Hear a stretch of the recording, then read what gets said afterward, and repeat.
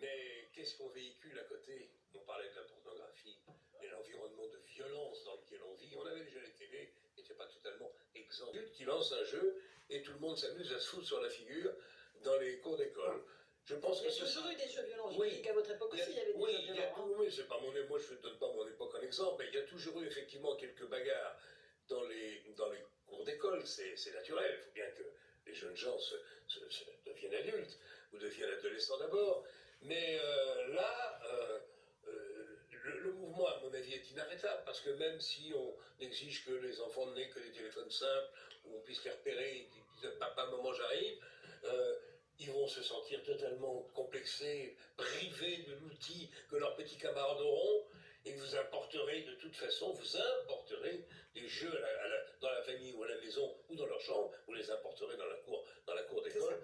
C'est comme ça. Le problème, c'est que du coup, le harcèlement ne s'arrête pas à la cour. Et le harcèlement, il va jusqu'à la maison. Mais non. Et ça, c'est dingue. Bien sûr que non. Et le ministre qui, en plus, demande aux jeunes gens qui ont des interrogations sur leur genre de le transmettre au professeur ou à l'institutrice, vous imaginez le harcèlement que ça va susciter si ce genre d'information fuit.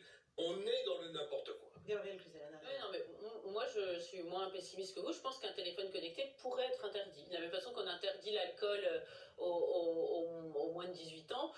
Vous disiez... À la vente. Ah ouais, moi je trouve jusqu'à quel âge? Jusqu'à 15 ans. Voilà. Ça veut dire qu'on vient appliquer les parents. Je pense qu'au contraire, non, mais non, si. Vous voulez pas. Moi, ce que je vois avec le jeu vidéo, je connais des enfants qui n'ont pas, qui survivent très bien. C'est comme ça. Dans leur téléphone, et s'ils veulent appeler leurs parents, il y a effectivement quelque chose qui s'appelle un 9 touches. On peut appeler ses parents. C'est pas cohérent avec le propos d'avant. Bah si, c'est cohérent. Ça peut être à deux étapes. La première, c'est que c'est interdit dans les écoles. La deuxième, c'est que c'est interddit aussi à l'usage pour les enfants de 15 ans. Est-ce que c'est bon de laisser les enfants accéder à la pornographie? C'est mauvais. Alors pourquoi ne pas interdire ce qui est mauvais? Moi j'aime la fermeté et la cohérence. Vous avez raison de dire, Laurence, que quand, avec les téléphones connectés, le problème c'est qu'on rapporte à la maison. Autrefois, quand on est harcelé, ça restait... Voilà. Et là, même la maison n'est plus un sanctuaire. Les gens sont dans leur chambre, tout seuls. Et enfin, les parents pensent qu'ils sont tout seuls, mais en réalité, ils sont avec leur harceleur. Allez, merci à tous les quatre d'avoir participé à cette première partie du débat de Punchline. On se retrouve dans un instant à la fois sur CNews et sur Europe 1. On reviendra sur l'agression de ce maire qui voulait mettre fin à un rodéo sauvage. Et on parlera de la sécurité, qui est la grande préoccupation des Français, juste derrière le pouvoir d'achat. A tout de suite dans Punchline.